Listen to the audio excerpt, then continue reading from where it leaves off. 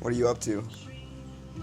Just preparing the presentation I'll be giving in the practice on anxiety. I haven't done this before, but we're doing a presentation about half an hour on the cycle of anxiety and what it is and the different parts of the brain that are involved in anxiety. Following that, we're going to do, the first time actually, we're going to light the practice up with candle, and we're going to do a little bit of evening adjusting in some beautiful music and just in a group adjusting setting. So it should be a very nurtured, gentle evening. I'm just getting the last of the invites sent out to all of our favourite clients. Nice. Yes. And where are you doing it? Well, anxiety's become quite a prolific problem now in society. I think I've been in practice 30 years now, and I haven't seen so much anxiety as what I'm seeing now in just the common person going through life. And also anxiety is just really close to my heart because after my coma in 1996, I was kind of paralysed by intense panic attacks and pathological levels of anxiety for about a year and a half. Wow.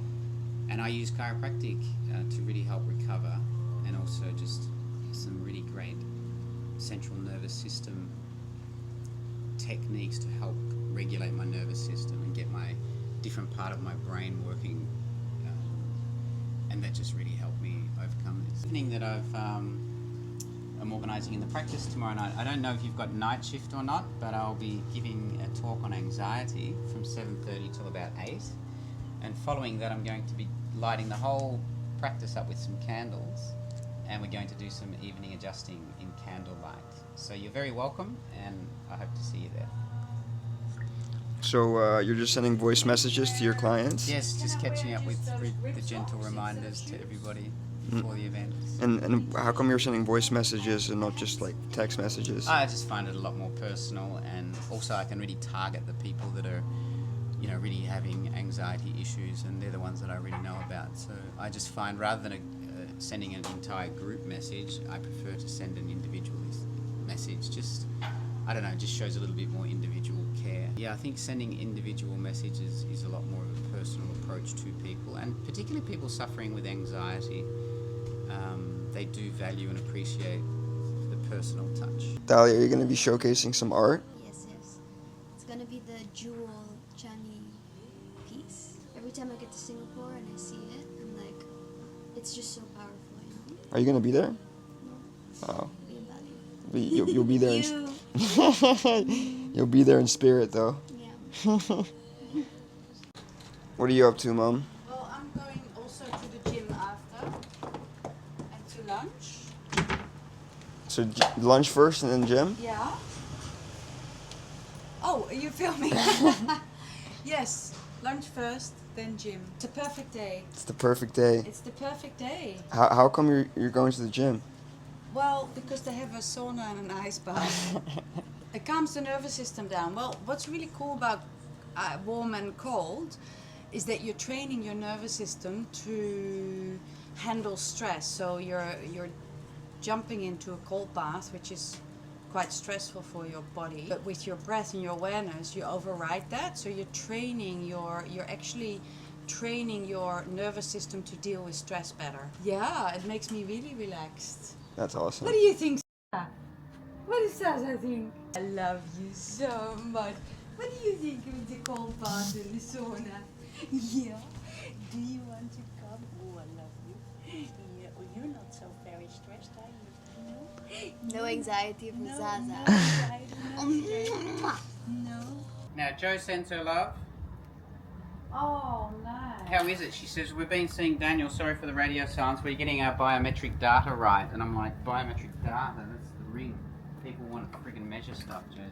They do, hey. Mm-hmm.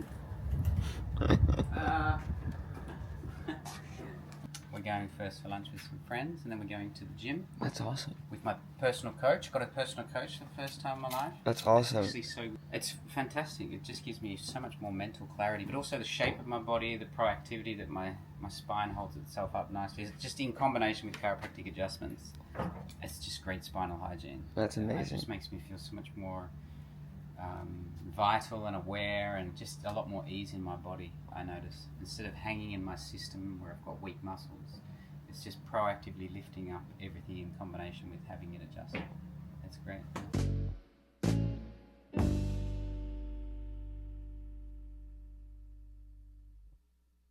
So we're just at the start of the anxiety presentation, got a nice full room of clients and just settling down to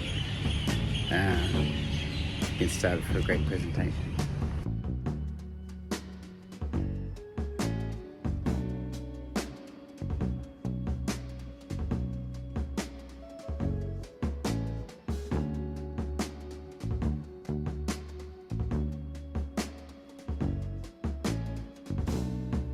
I found you at the window again. So just recapping the evening from last night, I gave the presentation, and in the presentation I introduced myself for the people that didn't know us, and I introduced our CA. Then I talked them through my own personal journey around my recovery from anxiety. I went into that story in quite a lot of detail, and I could see people in the crowd really nodding. They could really fully understand that I'd really experienced anxiety, and people that have anxiety, they really know if you know. It's very nuanced and subtle, and all the managing coping mechanisms that come into a person's life are very real, so I shared that. Then I moved on to the central nervous system, the brain, the spinal cord, and how the musculoskeletal structure of that system is highly underrated in the ease and comfort at which that system works. Then I went into the survive brain and the thrive brain. I talked a little bit of neurology and the chemicals coming in through the body, in through the spinal cord, into the thalamus, and that's like a receiving station that sends messages to different parts of the brain. And basically I talked about the brain stem, which is the oldest part of the brain. Then we moved into the limbic system, where all our memories and emotions are stored, and then we went into the prefrontal cortex, where logic, reason, higher multiple perspectives can be taken at the same time. But when somebody's in flight, fright, survive mode brain, it just comes into the thalamus and it goes straight back down into the body via the vagus nerve. So we talked about neuroregulation, and then they got this basic idea that the body really affects their mental state. So having that body in a state of grace and ease and less subluxations is going to make the potential for the messages coming up into the thalamus to actually get pushed into the limbic system or up into the prefrontal cortex.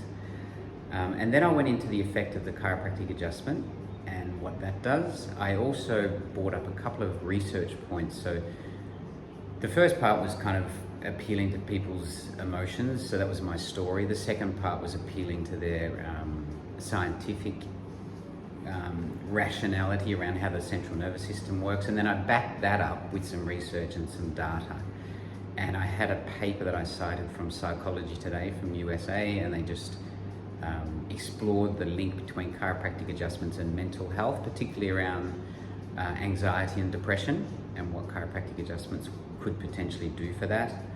And I talked about how some modern research is really coming out now that the effect of anxiety and depression is found in the brain and the thoughts, but actually the cause of it's found more in the body. And of course, we enter those, let's call them pathological thought processes, for want of a better word. We enter that as chiropractors through the body. And then I finished, we had a short discussion. Some people shared their journeys around anxiety, so I gave a few people in the crowd to speak about that. We also got into wearables. So a lot of my clients now here in Singapore are either wearing a ring or measuring their sleep, or a heart rate monitor, or heart rate variability with their Apple Watch or their Whoop Band or their Aura Ring, and this one's called Chiro Ring, and I've been busy with this for a couple of years now. I'm not sure if the project will ever come to fruition, but hopefully it does. I'll invite you to come and join the next round of beta testing, where we're making our circle a lot broader.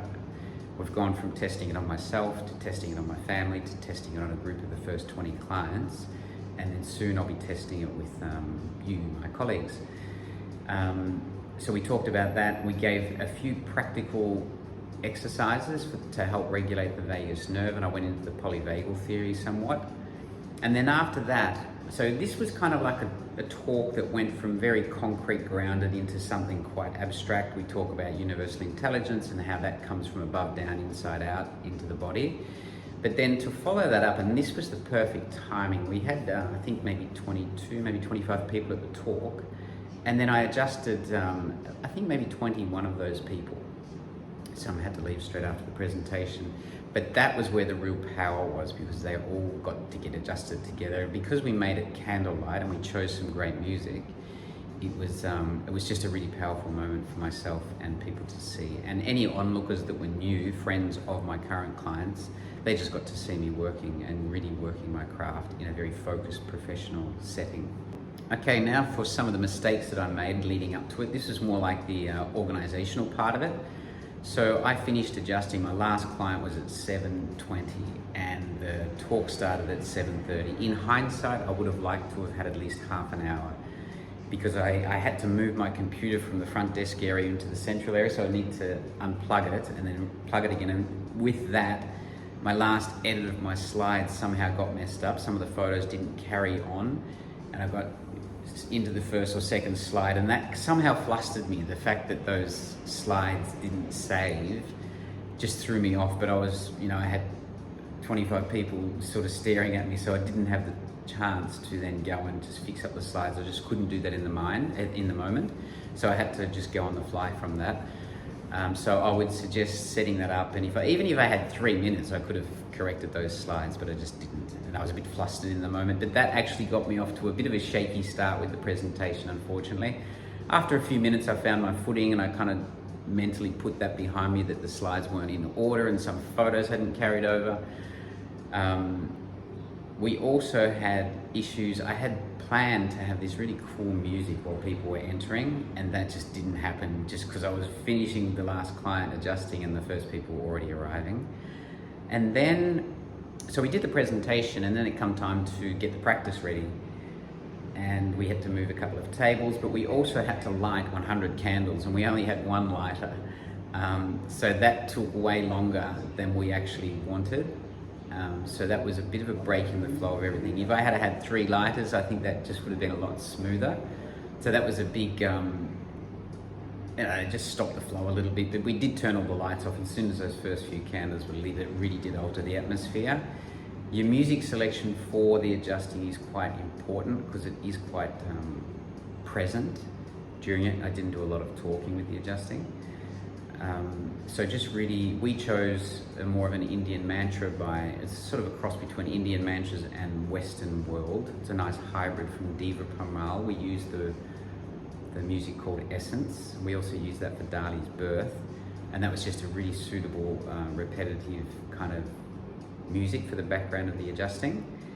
I didn't get a chance to say goodbye to everybody. My CA was here, and she really let people out the front door, so bear that in mind if you're already in the thick of adjusting.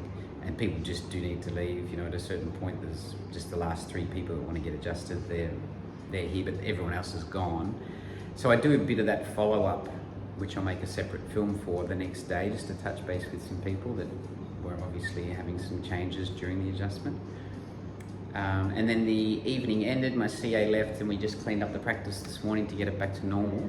So that was it. So just be careful of a couple of those points of flow actually for your evening. It's especially when you're doing about the topic of anxiety. I do believe the tone that you're bringing across in is really important, and I was a bit flustered at the start just because I didn't have any time. So leave yourself half an hour before, when you finished your last adjustment, before moving on to the presentation. Okay. If you'd like to work with me on improving your retention metrics and making practice a bit more sweeter, it's a very simple process. There's a link underneath this film. Just click that, book a call, and we can have a chat to see if we can work together. Thank you.